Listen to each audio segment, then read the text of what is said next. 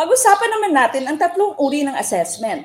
Assessment for learning, assessment of learning, at assessment as learning. Ang assessment for learning po ay tinatawag na formative assessment. Ito ay ginagawa during our instruction. At ang goal po dito ay para ma-check ang understanding ng ating mga estudyante at para nirin po maging guide sa ating pagtuturo. Ang pangalawang uri ng assessment ay ang assessment of learning. Ang assessment of learning po ay ang tinatawag nating summative assessment.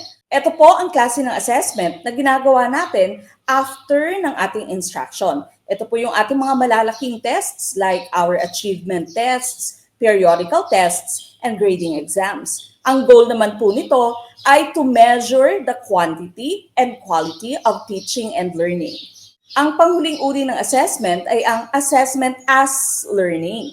Ito po ay ginagawa ng ating mga students. Ito rin po yung tinatawag nating self-assessment. Kumbaga, metacognition na po siya. Tinitingnan nila ang sarili nilang learning.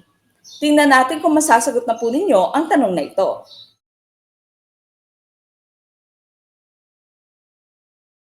Ito po si Coach Mek ng Gurong Pinoy na nagsasabing maliit man o buti ng mga kaalaman, ang dulo nito ay malaking kaginawaan.